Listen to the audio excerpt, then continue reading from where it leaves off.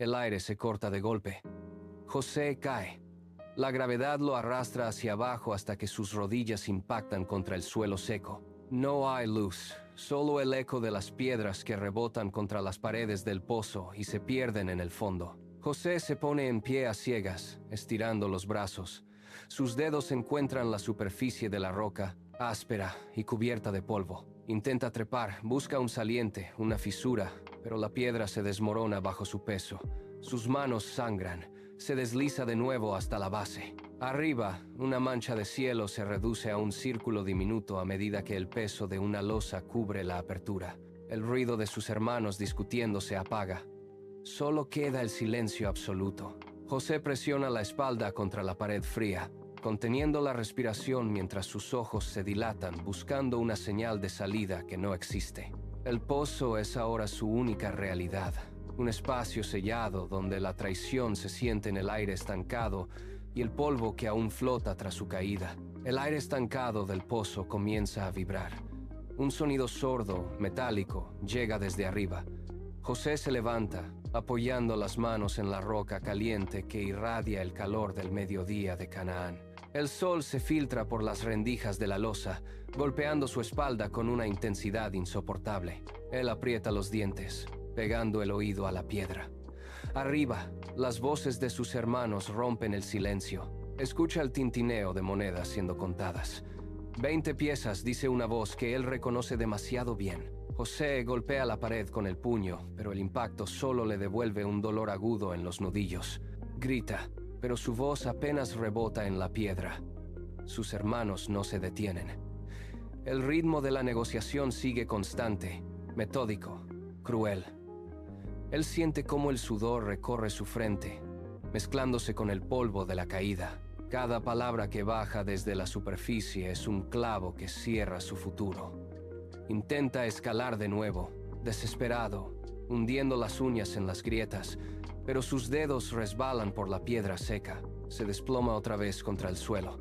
El calor aumenta, el aire escasea, y el trato se sella con una carcajada que retumba en la profundidad del pozo, dejando a José solo bajo el peso de su propia sangre. La losa superior se desliza con un chirrido de piedra contra piedra. Un haz de luz violento atraviesa la oscuridad, cegando a José. Manos rudas se introducen en el pozo. Una cuerda de cáñamo cae sobre sus hombros. José intenta resistirse, pero sus fuerzas se agotan tras horas de encierro. Es arrastrado hacia arriba, raspando su piel contra la pared irregular del pozo. Al salir, el sol del desierto lo golpea como un martillo. Apenas puede abrir los ojos, pero distingue las siluetas de sus hermanos junto a un grupo de hombres con turbantes. Un mercader madianita se acerca, examina sus brazos, le abre la boca para inspeccionar sus dientes y asiente con desdén. El tintineo de 20 piezas de plata resuena en el aire seco. Las monedas caen una a una en la palma extendida de su hermano mayor. José intenta gritar, pero una mano le cubre la boca y lo empuja hacia el centro del grupo de mercaderes. Sus hermanos no lo miran. Se dan la vuelta y comienzan a caminar hacia el horizonte, mientras los madianitas aseguran una cadena de hierro alrededor de su cuello. El metal está frío contra su piel, un contraste brutal con el calor del mediodía. Con un tirón seco de la cuerda, los mercaderes obligan a José a ponerse en marcha. Él da un paso, luego otro, sintiendo cómo la arena se hunde bajo sus pies, alejándose del lugar donde su vida, tal como la conocía, ha sido vendida por el precio de una mercancía. La caravana se pone en movimiento y el metal de las cadenas golpea el ritmo de sus pasos. José camina al final de la fila, con las muñecas unidas por grilletes que le cortan la circulación.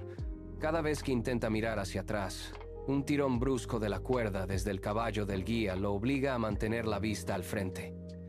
El polvo levantado por los camellos nubla su visión, convirtiendo el camino en una línea borrosa de arena y piedras. José observa cómo las colinas de Canaán, su hogar, se achican hasta convertirse en una mancha insignificante bajo el sol abrasador. Intenta recordar el rostro de su padre, pero la fatiga y la sed nublan sus pensamientos. Sus pies, sin protección, se llenan de cortes por las piedras afiladas del sendero, dejando huellas de sangre que el viento borra instantáneamente. El silencio es absoluto, roto solo por el chirrido de las ruedas de madera y el resuello de los animales. No hay nadie más. Los mercaderes no le hablan. Para ellos, él es solo una carga más en su inventario.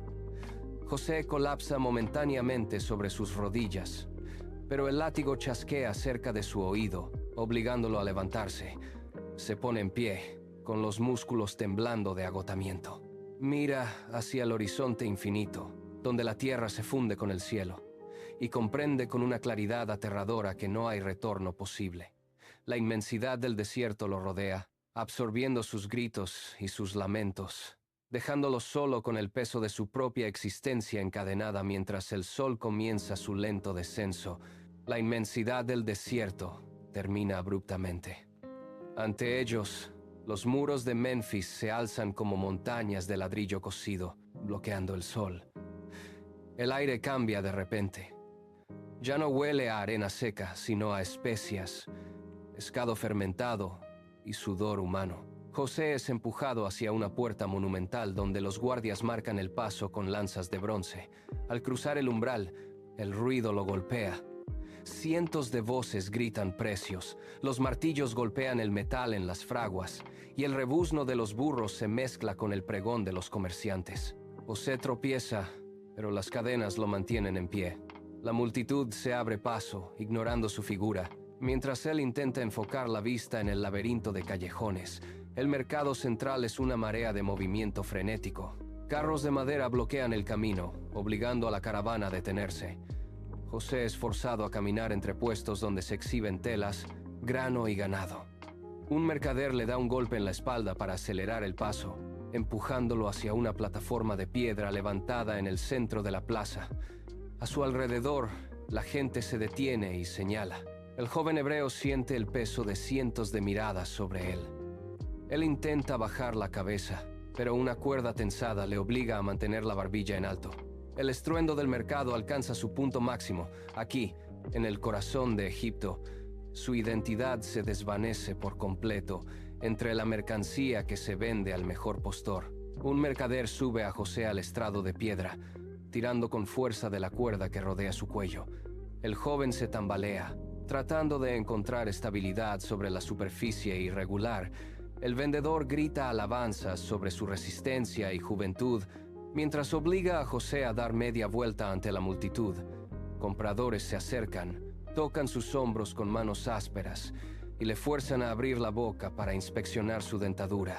José aprieta los puños, manteniendo la mirada fija en un punto lejano del suelo, negándose a mostrar miedo entre la masa.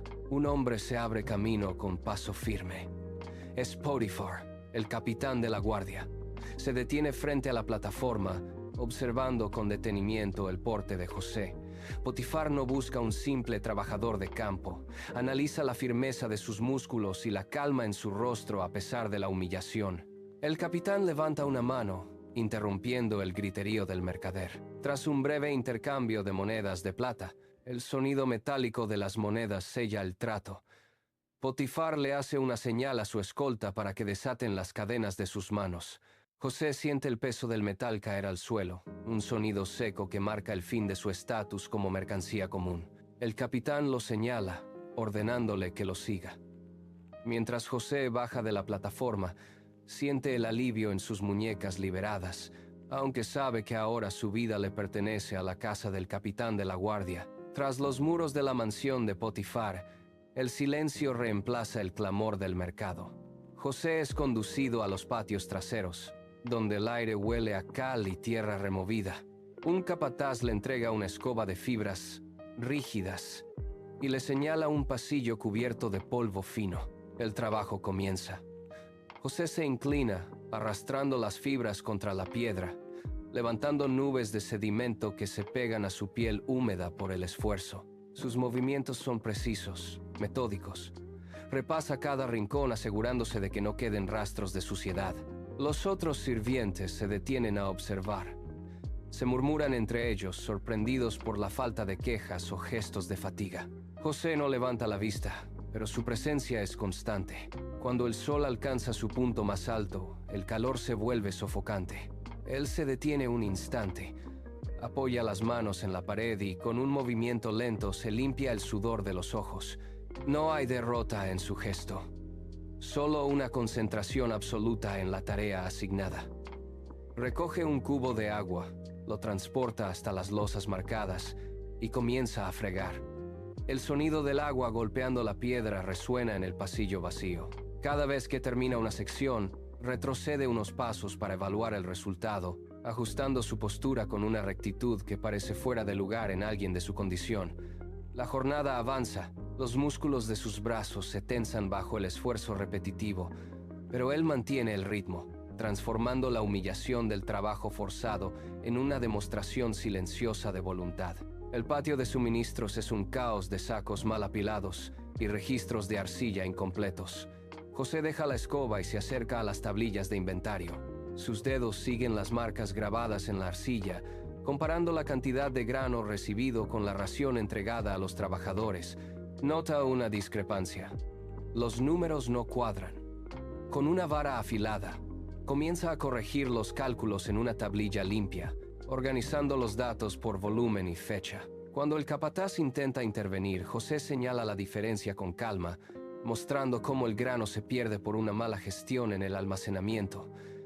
El hombre duda, pero las cuentas son irrefutables. En ese instante, Potifar atraviesa el patio. Se detiene al ver al joven hebreo rodeado de registros. El capitán observa las nuevas marcas, claras y ordenadas, y luego mira a José, quien permanece de pie, esperando sin una pizca de arrogancia. Potifar toma una de las tablillas, recorre los números con el pulgar y levanta la vista. No hay reproche en sus ojos, solo una curiosidad creciente ante la lucidez del esclavo. José explica brevemente el método de rotación de existencias. Potifar asiente lentamente, entregándole la tablilla de vuelta con un gesto de aprobación. A partir de ese día, el capitán deja de verlo como un simple servidor de limpieza. Las tareas de José cambian. Ya no se trata de arrastrar polvo, sino de gestionar el flujo de recursos que sostiene la hacienda. Cada cifra que José anota bajo la atenta mirada de su amo es un paso más hacia una autoridad inesperada. Potifar camina hacia el centro del granero, seguido por sus guardias. Se detiene frente a José y extrae de su cinturón un juego de llaves de bronce pesado. Con un gesto firme, las deposita en las manos del joven. Ahora cada puerta, cada almacén y cada campo dependen de su voluntad. José inclina la cabeza, aceptando la responsabilidad, y comienza a caminar por la propiedad. Abre los graneros sellados. El grano está seco y libre de plagas. Supervisa a los trabajadores en el campo, ajustando los canales de riego para maximizar la cosecha. La transformación es inmediata. Las tierras, antes áridas, muestran brotes verdes y uniformes. Los registros de ingresos superan cualquier cifra previa de la familia. Potifar observa desde la terraza cómo el caos de la hacienda se ha disipado, reemplazado por un orden impecable. José camina entre las hileras de cultivos, revisando la calidad de la tierra con sus propias manos. No hay rincón que escape a su vigilancia. La casa prospera bajo su mando, y el nombre de Potifar se escucha en la ciudad con un nuevo respeto, mientras José, con las llaves al cinto, dirige el destino de la hacienda con una precisión que nadie, ni siquiera el capitán, hubiera imaginado meses atrás. Bajo el sol inclemente de Egipto, José recorre los canales de riego, inspeccionando cada compuerta de madera. Ajusta los niveles del agua con una palanca, asegurándose de que el flujo llegue a las zonas más alejadas del valle. Sus manos, curtidas por el trabajo, palpan la tierra para comprobar la humedad necesaria antes de la siembra. A su paso, los trabajadores siguen sus indicaciones, distribuyendo las semillas con una precisión que no se había visto en temporadas anteriores. Meses después, la respuesta de la tierra es evidente. El trigo crece alto, denso y con un color verde intenso que cubre el horizonte. Los graneros, antes espacios vacíos y polvorientos, se llenan ahora con el peso de la cosecha. José revisa los registros de almacenamiento, verificando que cada saco sea sellado y colocado en su lugar correcto para evitar la humedad. Las cuentas en sus tablillas reflejan un excedente constante, un equilibrio perfecto entre la producción y la reserva. Al caer la tarde, cuando los trabajadores se retiran, José se detiene frente a un campo que se extiende hasta perderse de vista. Se apoya contra un poste de madera, escuchando el susurro del viento entre los tallos maduros. Es un momento breve de quietud, donde el único sonido es el roce de las espigas. José observa cómo el sol se oculta tras los graneros llenos, sabiendo que el orden que ha impuesto sobre la tierra es ahora el corazón de la hacienda. Potifar entra en la sala principal y deja sobre la mesa de piedra un pesado anillo con el sello de su casa. Sin mirar los libros de contabilidad ni los informes de los capataces, señala a José y le entrega el control total. Desde ese momento, el capitán de la guardia deja de supervisar los inventarios y las rutas comerciales. Se retira a sus aposentos Y, se sienta frente a una mesa servida, dedicándose exclusivamente a comer y beber mientras escucha el sonido de los banquetes lejanos. Mientras tanto, José camina de un lado a otro, dando órdenes precisas a los administradores sobre el flujo de mercancías y la distribución de tareas. José revisa cada tablilla de registros, sella los contratos de compra y organiza los turnos de guardia sin consultar a su amo. Potifar ya no pregunta por el estado de las cosechas ni por las pérdidas. Confía ciegamente en la capacidad de José para mantener la casa en pie. El joven se mueve con la autoridad de un dueño, mientras el capitán, sumido en su propia comodidad, delega cada decisión importante, permitiendo que José tome el control absoluto sobre el destino de la hacienda y sus recursos. Los años de esfuerzo físico han transformado el cuerpo de José. Sus hombros se han ensanchado y sus movimientos poseen ahora una fluidez y seguridad que antes no tenía. Cada día, José recorre la hacienda con paso firme, cargando sacos de grano o moviendo pesadas vigas de madera para las reparaciones de los graneros. Sus brazos, marcados por el sol y el trabajo constante, se tensan bajo el esfuerzo, proyectando una vitalidad que no pasa inadvertida. Los trabajadores de la hacienda detienen sus labores cuando él pasa, observando la energía con la que supervisa cada detalle del terreno. Sin embargo, esta vitalidad comienza a atraer miradas persistentes desde los balcones de la casa principal. Cuando José se detiene a beber agua junto a la fuente, nota que el ambiente se vuelve más pesado. Las criadas que cruzan el patio bajan la vista rápidamente tras observarlo, y el silencio se instala en los pasillos cuando él entra a revisar los registros. La estabilidad que José ha construido con tanto orden se ve ahora amenazada por una atención que se vuelve más intensa cada día. Él siente el peso de esas miradas fijas sobre su espalda, un cambio sutil pero constante que altera la paz de su rutina diaria. La esposa de Potifar no se limita a observar desde el balcón. Ahora, ella baja al patio central cada vez que José revisa las cuentas. Se detiene a pocos pasos de él, apoyando una mano sobre las columnas de piedra, bloqueando el camino. Cuando José intenta retirarse para supervisar los campos, ella cambia su trayectoria para encontrarse con él en los pasillos estrechos. No dice palabra, pero sus ojos siguen cada movimiento de los brazos de José mientras él sujeta los pergaminos. El aire en la sala de registros se vuelve denso. José baja la mirada hacia sus tablillas, acelerando su escritura, pero siente la cercanía de la mujer que permanece inmóvil a su lado. Ella comienza a aparecer en los lugares donde él descansa, siempre a una distancia que roza lo permitido. Si él se mueve hacia el granero, ella camina lentamente por el pasillo exterior. Si él se queda en la oficina, ella se apoya en el marco de la puerta, observándolo en silencio durante minutos. José tensa los músculos de la mandíbula y se desplaza hacia el otro extremo de la habitación, buscando refugio en sus tareas. Pero la presencia de la mujer persiste en cada rincón, transformando la hacienda en un laberinto de vigilancia constante. El sol del mediodía deja la hacienda en un silencio absoluto. Los criados han salido a los campos y los pasillos están desiertos. José entra en la sala principal para recoger unos registros y, al girar la esquina, sus pasos se detienen en seco. La mujer de Potifar está allí, de pie frente a la puerta, bloqueando la única salida. Ella da un paso al frente y cierra la pesada puerta de madera con un golpe seco que resuena en toda la estancia. José intenta retroceder, pero ella se mueve con rapidez, acortando la distancia hasta quedar a centímetros de él. Ella extiende la mano, apoyándola sobre el pecho de José para impedir que se mueva. Sus ojos exigen una respuesta inmediata.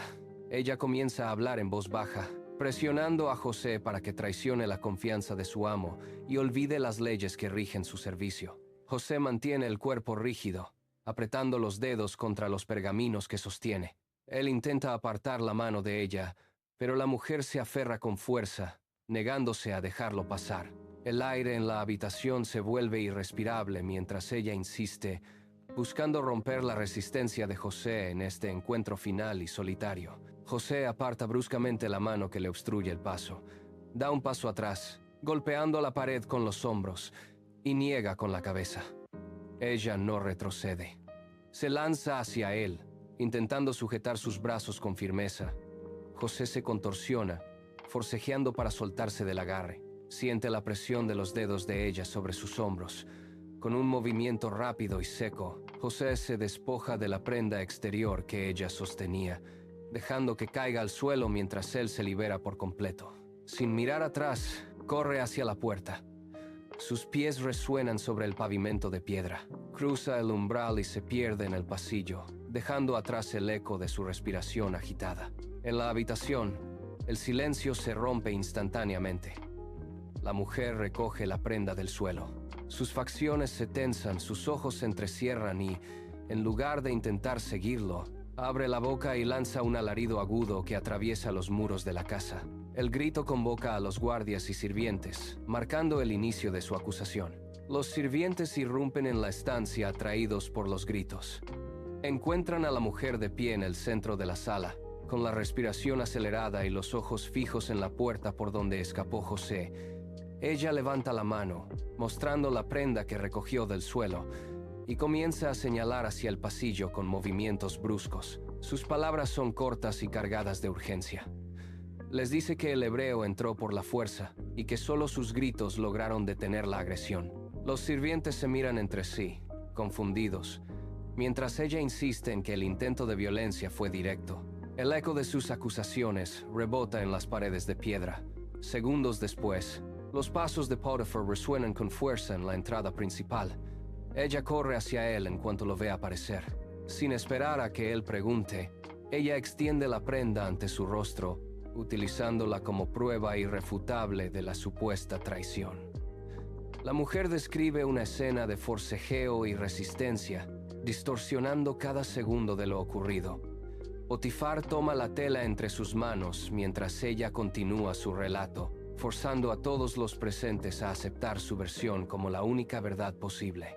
Potifar aprieta la tela entre sus dedos hasta que sus nudillos se tornan blancos. Las venas de su cuello se marcan con la intensidad de la sangre que sube a su rostro. No hace preguntas, no busca testigos.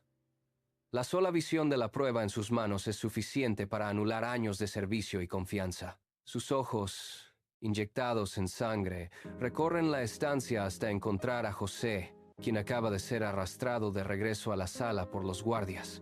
Potifar lanza un rugido sordo, una orden que corta el aire como un látigo. ¡Apresadlo! No quiero escuchar ni una palabra de su boca. José intenta dar un paso al frente, los labios entreabiertos para articular una defensa, pero un guardia le propina un golpe seco en el estómago, doblándolo sobre el suelo de piedra. El capitán de la guardia señala hacia la salida con un gesto violento. Otros dos hombres se abalanzan sobre José, sujetando sus brazos con fuerza bruta detrás de su espalda. El metal de las cadenas choca contra las muñecas de José, cerrándose con un clic definitivo. Mientras lo arrastran hacia el umbral, la mujer permanece inmóvil, observando la escena con una calma gélida y una sonrisa imperceptible que se dibuja en sus labios al ver cómo la vida de José se desmorona bajo su plan. Los guardias arrastran a José por los pasillos subterráneos. Sus pies golpean el suelo irregular mientras los grilletes se tensan contra sus muñecas en cada tirón. El aire se vuelve denso, cargado de humedad y el hedor a encierro. Al llegar al final de un corredor, uno de los hombres golpea una pesada puerta de madera con el mango de su lanza. Una trampilla se desliza hacia arriba, dejando ver ojos desconfiados que escrutan la oscuridad antes de abrir el acceso. José es empujado hacia el interior del calabozo. Tropieza. Sus rodillas impactan contra la piedra fría del suelo.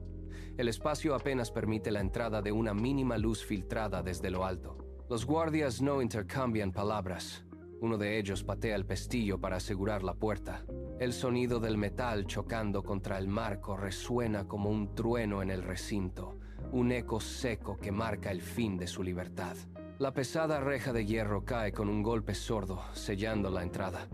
José queda solo en la negrura absoluta. Se apoya contra la pared de roca, sintiendo la superficie rugosa bajo sus palmas. Sus dedos recorren las grietas de la piedra mientras intenta estabilizar su respiración. Afuera, el último sonido de las sandalias de los guardias se desvanece por el pasillo, dejando solo el silencio absoluto de la celda. El ciclo se ha cerrado. Otra vez bajo tierra. Otra vez despojado de todo por una injusticia que no pudo evitar. El tiempo se mide ahora por el goteo constante de agua contra la piedra y el cambio de luz en la pequeña rendija superior. José se levanta antes que los demás, recorriendo el suelo para recoger los restos de paja húmeda. Sus manos, endurecidas por el trabajo, limpian las esquinas donde se acumula la suciedad. No se queda inmóvil. Cuando otro prisionero cae enfermo por el aire viciado, José se acerca, sostiene su cabeza y le ofrece el poco agua que le corresponde, ayudándolo a incorporarse contra la pared. Su ritmo es constante, metódico. Al llegar el carcelero con la escasa ración de pan, José se pone en pie y lo recibe con la mirada baja, pero firme, entregándole las cuentas de los suministros que ha organizado con marcas en la roca. El carcelero frunce el ceño, inspecciona el orden del calabozo y, al notar que la insalubridad ha disminuido, baja el tono de su voz. Los grilletes de José son aflojados un poco, permitiéndole moverse con mayor libertad por el pasillo central. La rutina se convierte en su nueva estructura. Él organiza los turnos de limpieza, distribuye las raciones y media en las disputas que estallan por la falta de espacio. Cada gesto de ayuda es una herramienta para sobrevivir al encierro. El carcelero, viendo cómo la vida en la celda se vuelve más ordenada gracias a su intervención, termina por entregarle las llaves de las celdas menores. José ya no es solo un prisionero. Es el eje sobre el cual gira la supervivencia de todos los que comparten su encierro. El pesado cerrojo volvió a rechinar, pero esta vez con una violencia inusual. La puerta se abrió de golpe, golpeando la pared de piedra con un estruendo seco. Dos hombres fueron empujados hacia el interior, tropezando con los pies descalzos sobre el suelo sucio. No eran criminales comunes. Sus manos estaban atadas con cuerdas de cáñamo que dejaban marcas profundas en sus muñecas. El primero, un hombre de hombros anchos, se desplomó en un rincón, con el pecho subiendo y bajando de forma errática. El segundo, más delgado, se quedó de pie, mirando hacia la nada, con los ojos inyectados en sangre y las pupilas dilatadas. El guardia lo soltó con un empujón final y se retiró, cerrando la celda con el eco metálico de siempre. Los dos recién llegados permanecieron inmóviles, ignorando a los demás prisioneros. El más alto comenzó a temblar, sus dedos arañando el aire como si intentara atrapar algo que se le escapaba entre las manos. Sus labios se movían sin emitir sonido alguno, repitiendo un patrón frenético. El otro hombre, el que había sido panadero, se llevó ambas manos a la cabeza, tirando de su propio cabello con fuerza. El sudor le resbalaba por la frente, marcando surcos sobre el polvo acumulado en su piel. Ambos respiraban con silbidos cortos y entrecortados. No respondían a las preguntas de los otros presos. Su mirada estaba fija en un punto inexistente frente a ellos, una visión que no podían borrar. El miedo se palpaba en la rigidez de sus cuellos y en la forma en que evitaban cualquier contacto con las paredes, como si el espacio mismo los oprimiera. José dejó sus tareas y se acercó a los dos hombres. Se acuclilló frente a ellos, manteniendo una distancia prudente mientras observaba el temblor en sus manos. Al ver el desconcierto en sus ojos, José habló con voz pausada, preguntando el motivo de su angustia. El copero fue el primero en romper el silencio. Describió una vid con 3 ramas que brotaron, florecieron y dieron uvas, las cuales exprimió directamente en la copa del faraón. José escuchó cada detalle, manteniendo la mirada fija en el hombre. Tras una breve pausa, José le indicó que las 3 ramas representaban 3 días. En ese plazo, el faraón le devolvería su cargo anterior. El copero dejó de temblar y su respiración se estabilizó. Entonces, el panadero, viendo la seguridad de José, se apresuró a contar su propio sueño. Relató cómo llevaba 3 canastas de pan sobre su cabeza, pero las aves bajaban y comían de ellas mientras caminaba. José guardó silencio un instante, observando cómo el rostro del panadero perdía todo color. Con un movimiento seco de cabeza, José le explicó la realidad. Las 3 canastas eran 3 días. Al cumplirse ese plazo, el faraón ordenaría su ejecución y su cuerpo sería colgado de un árbol, donde las aves devorarían su carne. El silencio regresó al calabozo, más pesado que antes. El copero miró sus manos, incrédulo ante la posibilidad de libertad. Mientras el panadero se hundía en el rincón, con la mandíbula apretada y los ojos fijos en la piedra, asimilando la sentencia que acababa de ser dictada. La puerta de hierro chirrió de nuevo. Esta vez no fue una entrada violenta, sino una orden clara. El guardia llamó al copero por su nombre, señalando hacia el pasillo iluminado por antorchas. El hombre se puso en pie de un salto, con el rostro iluminado por una chispa de esperanza que no había tenido en semanas. José se levantó rápidamente, moviéndose hacia el borde de la luz que entraba desde el corredor. Sus pies descalzos golpearon el suelo con firmeza. Antes de que el hombre cruzara el umbral hacia la libertad, José le bloqueó el paso, extendiendo una mano hacia su brazo con un gesto de apremio. «Cuando estés frente al faraón, recuerda mi nombre», le dijo José, manteniendo los ojos fijos en los suyos para asegurar que el mensaje fuera comprendido. El copero se detuvo, mirando a José con una mezcla de sorpresa y prisa por marcharse. José continuó, su voz apenas un susurro que cortaba el aire viciado de la celda. «Hazme este favor, menciona mi historia ante el trono. Fui traído aquí injustamente desde las tierras del este, sin haber cometido falta alguna contra mi señor». El guardia impaciente tiró de la cadena del copero, obligándolo a dar un paso hacia afuera. José dio un paso al frente, estirando los dedos como si pudiera sujetar el destino del otro hombre. «Por favor, no me olvides cuando las cosas te vayan bien», suplicó José, mientras veía cómo la silueta del copero se alejaba, dejando tras de sí el eco de sus pasos que se perdían en el pasillo, sellando una petición que se desvanecía en la oscuridad del calabozo. El copero regresó a las estancias del faraón. Sus manos, que antes temblaban en la celda, ahora sostenían copas de oro cargadas de vino. El aroma a especias y comida fresca reemplazó el hedor a humedad. En el palacio, el hombre se movía entre los sirvientes, ejecutando sus tareas con una precisión que dejaba poco espacio para el recuerdo. Cada vez que el faraón pedía beber, el copero servía, asentía y se retiraba, borrando de su mente cualquier rastro de las sombras del calabozo. Mientras tanto, en lo profundo de la prisión, el tiempo dejó de medirse en días. José se sentaba en el mismo rincón de siempre. Sus dedos trazaban líneas en la piedra, contando las lunas que se filtraban por la rendija superior. La pared se llenó de marcas. 1, 10, 100. El silencio se volvió una presencia física. Los guardias pasaban frente a su puerta sin detenerse. Las voces de los otros prisioneros se apagaron con el paso de las semanas. José aprendió a distinguir el sonido de las gotas de agua que caían desde el techo, un ritmo constante que marcaba el paso de los meses. El aire dentro de la celda no se movía, estancado como el destino del joven hebreo. 2 años pasaron en esa quietud absoluta. Ningún mensaje llegó, ninguna puerta se abrió para él. José permaneció inmóvil, con la mirada clavada en la oscuridad, mientras el mundo exterior, el que él había ayudado a restaurar, seguía girando sin él, olvidando por completo su existencia entre los muros de piedra.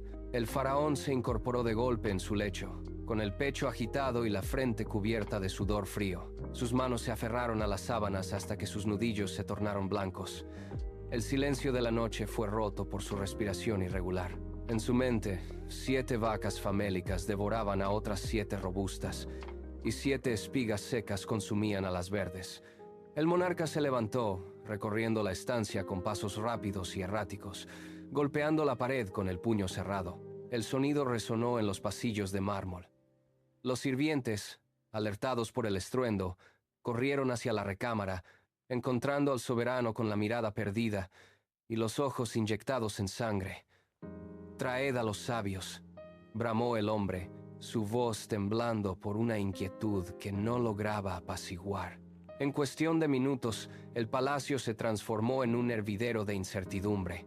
Magos y eruditos fueron convocados de urgencia, llegando con sus pergaminos en mano, pero al escuchar el relato del sueño, sus rostros palidecieron.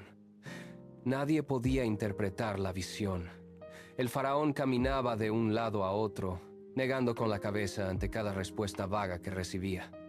La tensión en la sala se volvió insoportable, un aire pesado que oprimía el pecho de todos los presentes.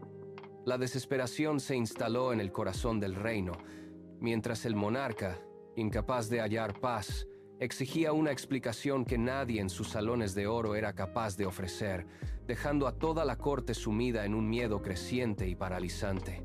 En medio del alboroto en la sala del trono, el copero se mantuvo contra una columna, observando el sudor en las frentes de los sabios.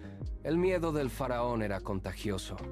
El monarca golpeaba el suelo con su cetro, exigiendo una respuesta que nadie poseía. Fue entonces cuando un detalle regresó a la mente del copero. El sonido de una voz segura en la penumbra de la celda, años atrás. La imagen de aquel joven hebreo, analizando sueños con precisión quirúrgica, emergió con una claridad punzante. El copero dio un paso al frente, esquivando a los consejeros que retrocedían ante la furia del monarca. Sus rodillas impactaron contra el suelo de piedra cuando se postró ante el soberano. «He recordado mi falta», confesó, con la voz apenas audible sobre el murmullo de la corte. Relató brevemente aquel episodio en la prisión, la interpretación exacta que salvó su vida y el olvido que lo mantuvo cautivo. El faraón se detuvo en seco, girando sobre sus talones para encarar al copero. Sus ojos, antes nublados por la angustia, se fijaron en el hombre con una intensidad depredadora. «¿Dónde está?», rugió el monarca, dando una orden que cortó el aire como un látigo. Los guardias se movieron de inmediato, empujando puertas y despejando pasillos, mientras la noticia de la existencia de un intérprete corría por el palacio. La inercia del miedo se rompió. La maquinaria del Estado egipcio, hasta hace poco paralizada por la duda, se puso en marcha con un único objetivo: arrancar a aquel prisionero de su encierro para saciar la sed de respuestas del monarca. La puerta de hierro chirrió sobre sus goznes, dejando entrar una franja de luz que hirió los ojos de José. Los guardias lo arrastraron fuera del suelo húmedo de la celda, sus manos ásperas apretando con fuerza sus brazos. Sin una palabra, lo sentaron en un banco de piedra. Una navaja de bronce comenzó a deslizarse sobre su rostro, raspando años de vello acumulado en el encierro. El metal frío provocó pequeños cortes que escocieron bajo el aire seco. Tras el afeitado le vertieron agua tibia sobre la cabeza, lavando la suciedad de la cárcel mientras él contenía el aliento, sintiendo cómo el agua escurría por su cuello. Lo pusieron en pie, empujándolo hacia los corredores del palacio. José caminaba con dificultad. Sus pies, acostumbrados a la inmovilidad, tropezaban en los peldaños de mármol pulido. A cada paso, el contraste se volvía más agresivo. El aire del palacio, cargado con el aroma de incienso y especias, golpeaba sus sentidos tras años de respirar el aire estancado de la prisión. Sus ojos, aún adaptándose a la claridad, escaneaban las paredes decoradas con oro que destellaban con una intensidad punzante. Cada paso lo alejaba de la sombra y lo acercaba al centro del poder. Sus nudillos estaban tensos, sus músculos contraídos por la incertidumbre, mientras el eco de sus pasos en el suelo de piedra marcaba el ritmo de un destino que se precipitaba hacia un encuentro inevitable con el soberano. Las pesadas puertas de cedro se abrieron. José entró en la sala del trono, sintiendo el peso de cientos de ojos clavados en su nuca. El silencio era absoluto, un vacío tenso que solo se rompía por el siseo de las antorchas. Caminó hasta el centro del estrado, deteniéndose a pocos metros del soberano. El faraón estaba sentado en su trono, inclinado hacia adelante, con los dedos entrelazados sobre las rodillas. Sus ojos, rodeados de ojeras profundas, escrutaban a José buscando una señal de debilidad o engaño. José no bajó la mirada. Sus pies se clavaron firmemente en el mosaico frío. Su postura era erguida, sin rastro de la sumisión que le exigía su condición de esclavo. El monarca golpeó el apoyabrazos de oro con el puño. «He tenido un sueño», dijo el faraón, con la voz quebrada por la fatiga, «y nadie en este reino ha podido descifrarlo. Dicen que tú escuchas una voz y comprendes». José guardó silencio un instante, absorbiendo la atmósfera cargada de desesperación que emanaba del trono. No hubo vacilación en su respuesta, ni siquiera un atisbo de miedo ante el hombre que poseía el poder de vida o muerte sobre todo Egipto. «No está en mí», respondió José, su voz resonando con una calma sobrenatural que obligó a los consejeros a contener el aliento. «Dios dará una respuesta de paz al faraón». En ese preciso instante, la jerarquía de la sala se invirtió. El prisionero se convirtió en el guía y el monarca en el alumno. José señaló el aire, trazando el ciclo de los años con un gesto firme. «Las 7 vacas gordas son 7 años de abundancia que inundarán Egipto», explicó. Sus dedos se cerraron en un puño tenso al continuar. «Pero tras ellos, 7 años de hambre extrema borrarán cualquier rastro de prosperidad. El hambre consumirá la tierra, y la abundancia previa será olvidada en la desesperación». El silencio en la sala se volvió pesado. Los consejeros intercambiaban miradas inquietas mientras el peso de la advertencia se asentaba sobre el mármol. José no se detuvo en la profecía. Sus pasos resonaron con urgencia mientras se acercaba al mapa del reino grabado en una mesa de piedra. «La supervivencia no es una cuestión de suerte, sino de previsión», declaró, golpeando la superficie con la palma abierta. «Es necesario nombrar a un hombre sabio que tome el control inmediato. Durante los 7 años de plenitud, Egipto debe recoger una quinta parte de toda la cosecha. Esos graneros deben ser sellados y guardados bajo llave, creando una reserva estatal inexpugnable». La lógica de su plan cortó la incertidumbre como un cuchillo. José describió cómo el grano almacenado se convertiría en el único muro entre el reino y la aniquilación total. Sus palabras dictaban una transformación radical de la economía egipcia, obligando a los presentes a visualizar no solo el éxito de la cosecha actual, sino el abismo que se abriría apenas terminaran los años de lluvia. El destino de millones de personas dependía ahora de la capacidad de organizar cada grano de trigo antes de que el sol de la sequía comenzara a quemar los campos. El faraón se puso en pie. El eco de sus sandalias sobre el pavimento resonó como un trueno en la estancia. Sus consejeros retrocedieron, dejando un pasillo libre entre el monarca y el joven hebreo. El soberano observó a José con una fijeza gélida, escaneando cada rasgo de su rostro en busca de la más mínima duda. No la encontró.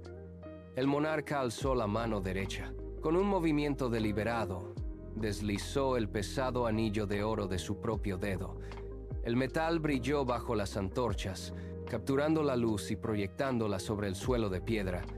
El faraón caminó hacia José, deteniéndose a escasos centímetros. «¿Podremos hallar a otro hombre como este, en quien habite el espíritu de lo divino?», preguntó el soberano. Su voz, resonando con una autoridad que dejó a los cortesanos sin aliento, sin esperar respuesta, tomó la mano de José y presionó el anillo contra su dedo. El sello real encajó con un chasquido metálico, un sonido que selló el destino del reino.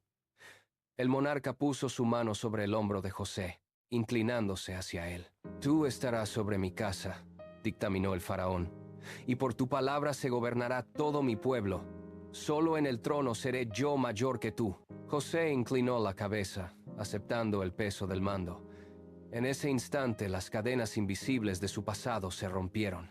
Ya no era un esclavo ante un amo, sino el brazo ejecutor de una nación entera, encargado de salvar a millones de la sombra del hambre que se avecinaba. El nuevo gobernador cruzó el umbral del palacio con paso firme. Un segundo carro real, escoltado por guardias de élite, esperaba bajo el sol abrasador. José subió a la plataforma sintiendo la solidez del metal bajo sus pies. A medida que el vehículo avanzaba por las arterias principales de Memphis, el murmullo de la multitud crecía hasta convertirse en un rugido constante.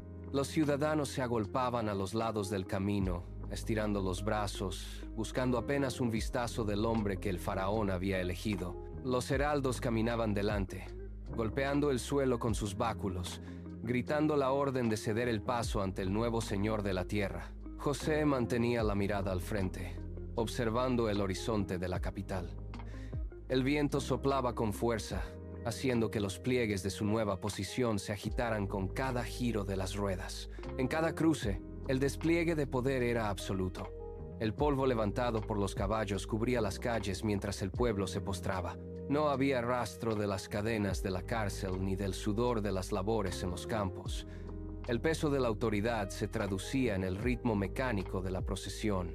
José observaba cómo la ciudad entera se detenía a su paso, reconociendo en él la única salvaguarda contra la incertidumbre que el monarca había anunciado. La procesión continuó hasta los límites de la zona administrativa, donde el gobernador comenzó a inspeccionar las puertas de los almacenes estatales, marcando el inicio de su mandato con la mirada puesta en la seguridad de todo el reino. José desplegó los planos sobre una mesa de piedra en el centro del distrito administrativo. Sus dedos recorrían las líneas que marcaban los nuevos graneros, estructuras diseñadas para desafiar el paso del tiempo. Bajo sus órdenes, miles de trabajadores se movilizaron con precisión militar. El sonido de los martillos contra la piedra y el crujir de las vigas de madera llenaban el aire desde el amanecer hasta que el sol se ocultaba tras las pirámides. José caminaba entre los cimientos, señalando los puntos donde el muro debía ser más grueso para resistir la presión de la cosecha. Cuando el trigo maduró, el paisaje cambió radicalmente. Las caravanas de bueyes llegaban sin pausa a las puertas de la ciudad. Los capataces abrían los sacos, volcando el grano en las tolvas gigantescas. El flujo era constante, una marea dorada que caía desde las alturas, acumulándose en el interior de las naves de piedra hasta alcanzar el techo. José supervisaba cada pesaje, comparando las cifras con sus registros. El grano se amontonaba como la arena del mar, un volumen tan vasto que pronto fue imposible llevar la cuenta. Los graneros, antes vacíos, ahora retumbaban con el peso de la abundancia. Cada medida de trigo sellada era una garantía contra el futuro. José no se detenía. Observaba cómo los hombres apilaban las últimas cargas bajo el sol, asegurando las puertas con sellos de arcilla. El reino entero se transformó en una inmensa reserva, un depósito de vida acumulado grano a grano, bajo la vigilancia constante del gobernador hebreo. El 7º año terminó en un silencio inusual. El Nilo, que solía desbordarse con generosidad, mantuvo su cauce bajo y perezoso. José recorrió las riberas, observando cómo el lodo, antes fértil, se secaba y se fragmentaba en grietas profundas. El sol, implacable, ya no otorgaba vida, sino que calcinaba los tallos que intentaban brotar. La vegetación se marchitó en cuestión de días. El aire se volvió denso, cargado de polvo que los vientos arrastraban desde el desierto. José cerró los pesados portones de los graneros estatales, girando las llaves de bronce mientras el horizonte se teñía de un ocre estéril. En las aldeas, los campesinos golpeaban la tierra seca con sus azadones, pero el suelo no cedía, convertido en piedra. La escasez cruzó las fronteras de Egipto con la velocidad de una plaga. En Canaán, los rebaños comenzaron a debilitarse y las fuentes de agua dejaron de brotar. Los animales buscaban pastos que ya no existían, cayendo exhaustos sobre la arena. El hambre, una sombra silenciosa, entró en las casas de las familias. Los hombres de la región observaban sus graneros domésticos, encontrándolos vacíos y cubiertos de telarañas. La tierra misma parecía encogerse, perdiendo su color y su fuerza. El hambre comenzó a morder con violencia, obligando a los habitantes a buscar soluciones más allá de sus propios campos. La sequía no era solo una falta de agua, era la interrupción definitiva de la vida cotidiana. José, desde su observatorio, veía cómo el mapa de la región se oscurecía, presintiendo que el destino de todos los pueblos ahora dependía exclusivamente de los muros que él había levantado. En las colinas de Canaán, el silencio de los campos desolados fue roto por la voz de Jacob. El patriarca señaló hacia el sur, donde el horizonte prometía lo que su tierra ya no podía ofrecer. Reunió a sus hijos y les entregó sacos vacíos, ordenándoles partir hacia Egipto. Los 10 hombres se pusieron en pie, ajustando las cinchas de sus asnos mientras el polvo de la sequía se pegaba a sus rostros. No hubo despedidas prolongadas, solo la urgencia de quienes ven sus reservas agotarse. Emprendieron la marcha bajo un sol abrasador, con el peso de la incertidumbre sobre sus hombros. Cada paso los alejaba de las ruinas de sus graneros, adentrándolos en un terreno desconocido. Durante días, avanzaron a través de senderos pedregosos, rodeando las dunas que el viento esculpía sin cesar. Los hermanos caminaban en fila, manteniendo una distancia prudente entre ellos, intercambiando apenas unas pocas palabras sobre la dureza del trayecto. No sabían que cada jornada los acercaba más al hombre que ellos mismos habían arrojado a la oscuridad años atrás. El destino, trazado con precisión, los empujaba directamente hacia las puertas de Memphis, donde el gobernador los esperaba sin que ellos sospecharan la verdadera identidad de quien controlaba el sustento de la región. Mientras cruzaban la frontera, el cansancio se mezclaba con la esperanza de encontrar grano. Eran hombres buscando comida para sobrevivir, ajenos al hecho de que su propio pasado los esperaba tras los muros de piedra egipcios, listo para confrontarlos con la verdad de sus actos antiguos. Los hermanos cruzaron el umbral del salón de audiencias. El aire allí era fresco, un contraste violento con el calor sofocante del exterior.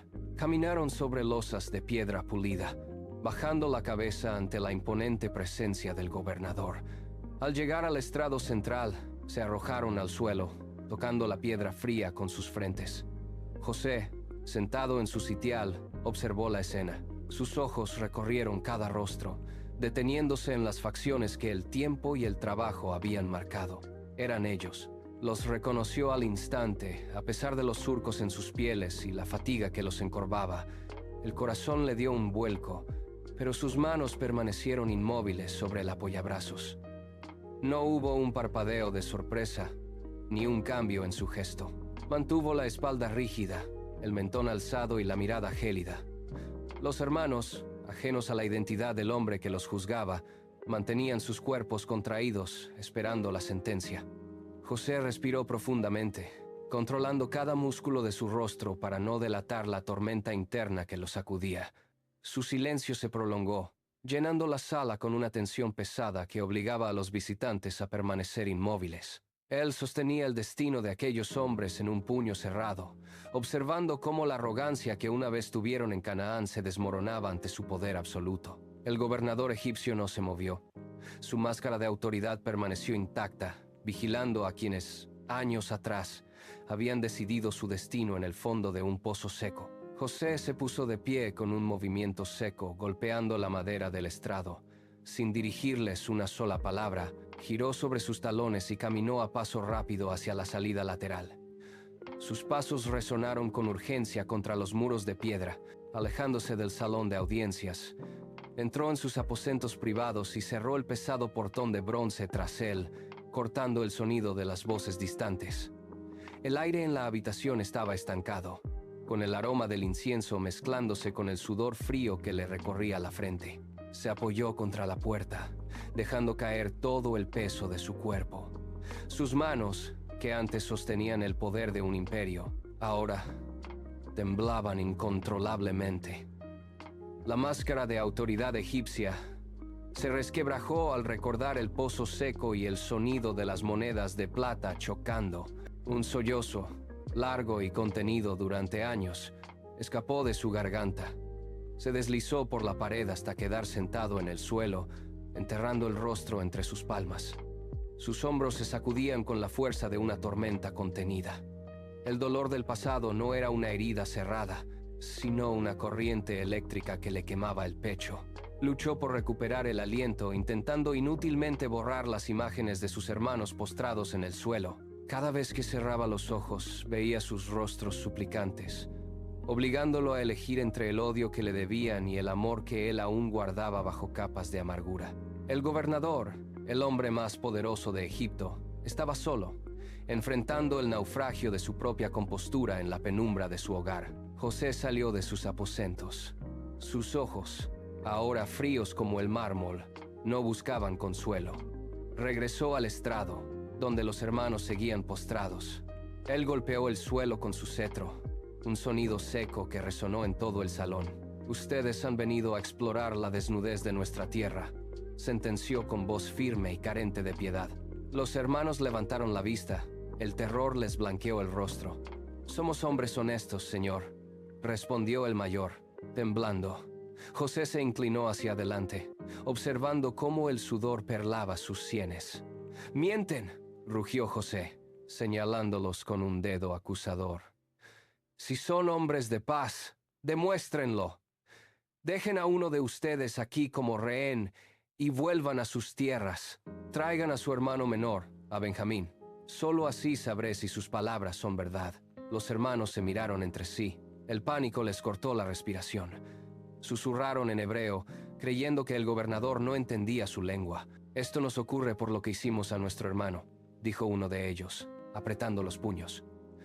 «Vimos su angustia y no tuvimos compasión. Ahora su sangre nos reclama».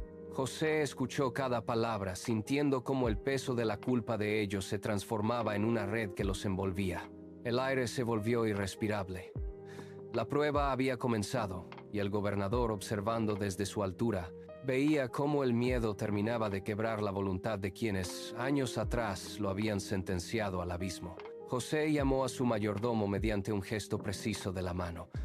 Los hermanos, ajenos a la orden, comenzaban a cargar sus asnos con los sacos de grano recibidos. José se inclinó hacia el oído de su criado y susurró con frialdad: «Llena los costales de estos hombres con todo el alimento que puedan llevar, pero escucha bien.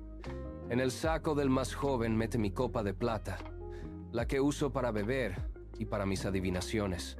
El mayordomo asintió, ocultando su sorpresa, y se deslizó entre las sombras de los almacenes donde el grano se apilaba hasta el techo. Mientras los hermanos ataban las cuerdas de sus cargas con manos torpes por la prisa de marcharse, el criado se movió con destreza. Se acercó al saco de Benjamín, apartó un puñado de cereal y hundió el cuenco de metal en el fondo, cubriéndolo rápidamente con el grano para que no quedara rastro alguno. José observaba desde la altura del estrado, con los dedos entrelazados, manteniendo su rostro como una máscara de piedra. Los hermanos, ignorantes de la carga que ahora portaban, se despidieron con una inclinación rápida y tensa. Emprendieron la marcha hacia la puerta de la ciudad, sus pasos resonando sobre el polvo seco. Sus rostros reflejaban un alivio efímero, creyendo que el peligro de la acusación de espionaje había quedado atrás. No sospechaban que el objeto que los condenaría ya estaba oculto bajo el peso de su propia carga, esperando el momento exacto en que la verdad saldría a la luz. Apenas habían dejado los muros de la ciudad, un estruendo de cascos rompió el silencio. El mayordomo de José les dio alcance, bloqueando el camino. «¿Por qué devuelven mal por bien?», gritó, señalando sus cargas.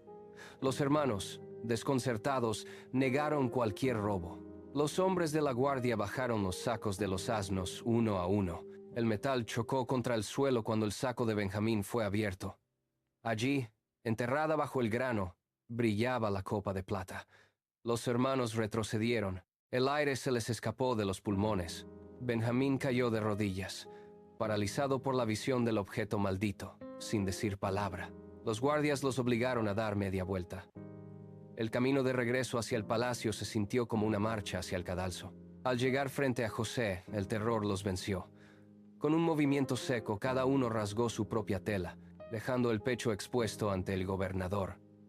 La desesperación se grabó en sus rostros mientras se postraban en el polvo. Sabían que el destino del hijo menor estaba sellado, y con él, la sentencia de muerte para su padre, Jacob.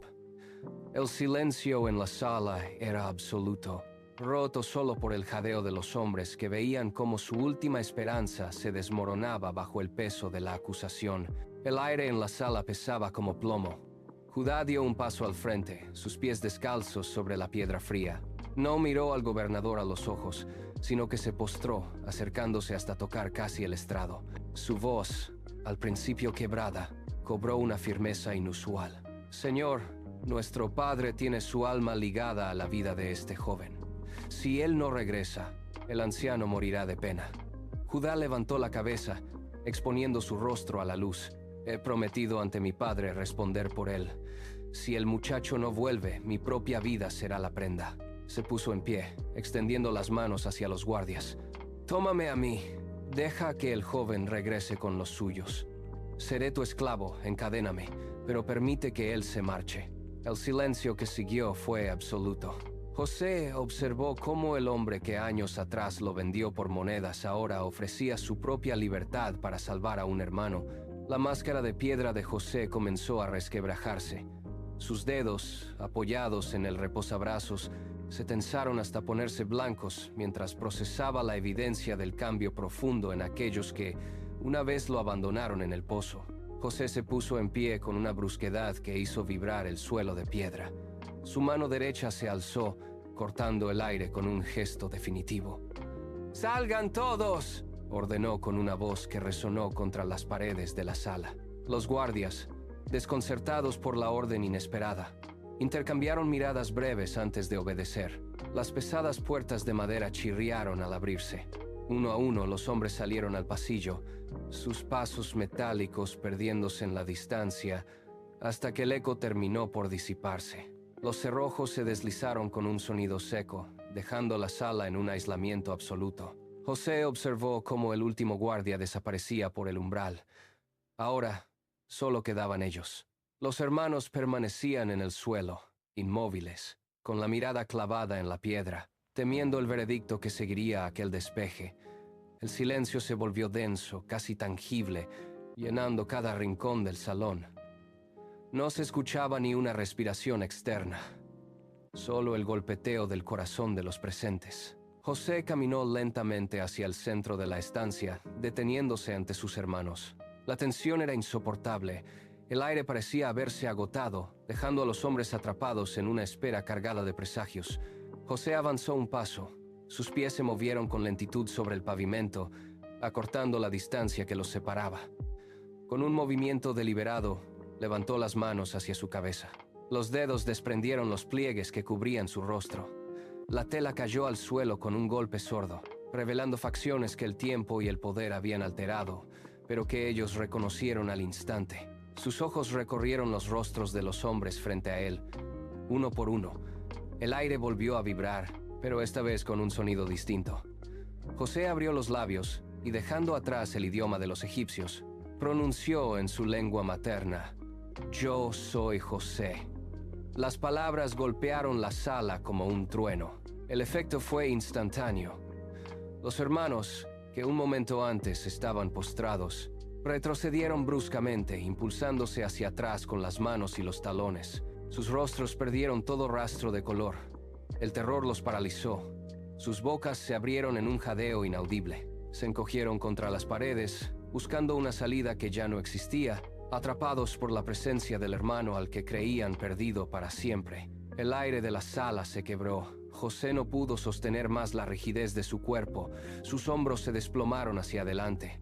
Un sonido profundo, gutural, brotó de su garganta. Fue un lamento que comenzó como un sollozo y se transformó en un alarido desgarrador. Las paredes de la sala de audiencias vibraron con la intensidad de sus pulmones. El eco rebotó contra el techo alto, filtrándose por los pasillos y escaleras del palacio. Los guardias apostados en las entradas lejanas se detuvieron, girando la cabeza ante el estruendo. José se dejó caer sobre sus rodillas, golpeando el suelo con las palmas de las manos. Cada espasmo de su cuerpo liberaba décadas de silencio. El llanto era incontrolable, una fuerza bruta que sacudía su pecho con violencia.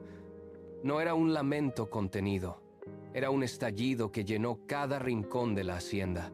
Los hermanos, acurrucados en un rincón, observaban el espectáculo con los cuerpos tensos, incapaces de procesar que aquel hombre poderoso se hubiera desmoronado de tal forma. El sonido de su dolor inundó los patios exteriores, alcanzando los oídos de los sirvientes, quienes se quedaron petrificados ante la potencia de aquel desahogo que no entendían, pero que los obligaba a detener toda actividad. José se puso en pie. Sus piernas, aún temblorosas por el esfuerzo del llanto, lo impulsaron hacia adelante. Cruzó el espacio que lo separaba de Benjamín con pasos cortos y firmes. Sin dudar, se lanzó sobre su hermano menor, rodeándolo con sus brazos y apretándolo contra su pecho con fuerza. Benjamín se quedó rígido un instante, hasta que sus manos se cerraron sobre la espalda de José. El resto de los hermanos permanecía inmóvil, con la mirada fija en el suelo, aguardando el golpe. Pero el golpe nunca llegó. José se giró hacia ellos, uno a uno, tomó a los hombres por los hombros y los atrajo hacia sí. Sus dedos se hundieron en la piel de sus hermanos mientras los estrechaba contra su cuerpo. Sus lágrimas humedecieron los rostros de aquellos que una vez lo encadenaron. No hubo reproches, solo el sonido de los cuerpos chocando y el peso de las manos buscando consuelo. Con cada abrazo, la distancia de años se acortaba. Los hermanos, vencidos por el contacto físico, comenzaron a sollozar, respondiendo a la presión de sus brazos con un alivio que no podían articular. La sala, antes llena de tensión, se transformó en un círculo de hombres unidos por el contacto físico ininterrumpido. José se separó lentamente del círculo. Sus ojos, enrojecidos por la larga jornada, recorrieron los rostros de cada hermano. Se apoyó contra una columna de piedra y cruzó los brazos sobre su pecho, buscando la estabilidad necesaria para hablar. Sus hermanos, con los cuerpos encorvados y la mirada baja, retrocedieron un paso, esperando el juicio que creían inevitable. José negó con la cabeza, levantó una mano y señaló hacia el norte, en dirección a Canaán. No fue el destino el que los trajo aquí, dijo con voz firme. Dios me envió delante de vosotros para preservar la vida. Sus palabras golpearon el aire como un martillo sobre metal. No os atormentéis más por haberme vendido, añadió mientras daba un paso hacia ellos, forzándolos a levantar la vista. La hambruna que asola la tierra apenas ha comenzado, y vuestra presencia aquí es el único medio para que el linaje sobreviva. El miedo en los ojos de los hermanos se transformó. La tensión en sus mandíbulas cedió, y sus hombros, antes rígidos por el pánico, se relajaron. La carga de la traición que habían arrastrado durante décadas cayó al suelo de la sala. Ya no eran los verdugos de un esclavo, sino los invitados de un salvador. El silencio que seguido no fue de terror, sino de una asombrosa y pesada liberación. José golpeó sus palmas para llamar a sus servidores. De inmediato, el patio se llenó de actividad.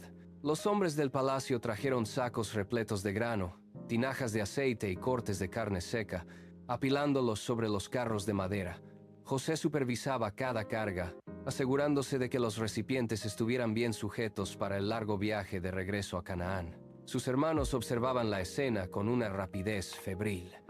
Ya no caminaban con pasos cautelosos, sino que se movían con una energía renovada. Cada uno de ellos tomó las riendas de los animales de tiro, sintiendo el peso de la carga que prometía la supervivencia de su padre. José les entregó provisiones adicionales para el camino, asegurándose de que no faltara agua ni pan en las alforjas. Antes de partir, los hermanos subieron a los carros, ajustando los arneses, mientras el sol de la tarde iluminaba el metal de las ruedas. El miedo que los trajo hasta Egipto había desaparecido por completo, reemplazado por la urgencia de llevar la noticia a casa. José levantó su brazo derecho, señalando el horizonte. Los carros comenzaron a avanzar, levantando una estela de polvo bajo el cielo despejado. El chirrido de las ruedas contra el suelo seco marcaba el ritmo de un regreso que cambiaría el destino de su linaje para siempre. La caravana de carros egipcios cruzó los límites de las tierras de Canaán bajo un sol abrasador. Los hermanos, cubiertos de polvo tras el largo viaje, se detuvieron frente a la tienda donde Jacob pasaba sus días en silencio. Al escuchar el tumulto, el anciano salió lentamente, apoyándose en su bastón, con el rostro surcado por años de dolor. Cuando sus hijos pronunciaron el nombre de José y describieron su posición de poder en Egipto, el cuerpo de Jacob se tensó. El anciano soltó el bastón, que golpeó el suelo seco con un chasquido seco. Durante un instante, su respiración se detuvo y sus ojos se perdieron en el vacío, incapaz de procesar el retorno de quien creía muerto. Entonces, sus manos comenzaron a temblar. El letargo que había consumido su espíritu durante 2 décadas se rompió. Jacob dio un paso firme hacia adelante. Su columna se enderezó y sus ojos recuperaron una chispa que parecía extinguida. «Mi hijo vive», repitió con una voz que recuperó su fuerza. Se movió con una agilidad inusitada para su edad, ordenando a sus siervos preparar las tiendas y recoger las pertenencias. La parálisis de su duelo se desvaneció, reemplazada por una urgencia febril. El milagro de la familia restaurada comenzó su marcha. Hombres, mujeres y niños se congregaron alrededor de los carros, listos para abandonar la tierra del hambre y buscar por fin la vida que creían perdida para siempre. José abandonó el palacio y subió a su carro real. Los caballos comenzaron a trotar con rapidez, levantando nubes de arena en el camino hacia la región de Gosén. El gobernador observaba el horizonte, buscando entre la multitud de viajeros el rastro de la caravana de su padre. Cuando divisó a lo lejos la silueta del anciano caminando con dificultad, José ordenó detener la marcha. Saltó del vehículo antes de que las ruedas se detuvieran por completo. Sus pasos se aceleraron mientras cruzaba el espacio que los separaba, ignorando la etiqueta de su cargo. Jacob, al reconocer a su hijo, dejó caer su bastón y extendió los brazos. El tiempo se detuvo en aquel campo abierto. José alcanzó a su padre, rodeó su cuello con fuerza y hundió su rostro en el hombro del anciano. El peso de 20 años de ausencia se disolvió en ese contacto físico, en el sonido de los sollozos compartidos y el roce de las manos sobre los hombros. El anciano temblaba, aferrándose a la espalda de su hijo como si temiera que se desvaneciera nuevamente. José sostuvo a su padre, asegurándose de que sus pies estuvieran firmes sobre la tierra. El silencio del desierto fue testigo de cómo el dolor de la pérdida, guardado durante 2 décadas, se transformaba en el alivio de un abrazo que no necesitaba palabras para sellar la paz definitiva de la familia. El gobernador guió a su familia hacia la fertilidad de Gosén. José señaló los campos más extensos, donde el pasto crecía grueso y constante bajo el sol egipcio. Sus hermanos comenzaron a descargar los bueyes, levantando cercas temporales y delimitando los corrales para el ganado. En pocos días, el paisaje de la región cambió. El humo de las hogueras se elevó sobre las tiendas mientras el ganado pastaba sin interrupción. José supervisaba la distribución de pozos y canales de riego, asegurando que cada familia tuviera acceso a agua fresca. Mientras tanto, más allá de las fronteras de Egipto, la tierra de Canaán se resquebrajaba bajo la sequía prolongada. El hambre obligaba a otros pueblos a abandonar sus hogares, pero en Gosén los graneros de José permanecían llenos. Él mismo recorría los almacenes, verificando el sellado de las vasijas de arcilla y la altura del grano acumulado. Cada medida de trigo entregada a sus hermanos era un acto de protección contra la hambruna que asolaba las naciones vecinas. La familia de Jacob, antes dispersa y marcada por la tragedia, se consolidó en estas tierras fértiles, transformando el exilio en un refugio impenetrable. José permanecía en las puertas de la ciudad, vigilando el horizonte, asegurando que ningún rastro de escasez cruzara las fronteras de su nuevo hogar.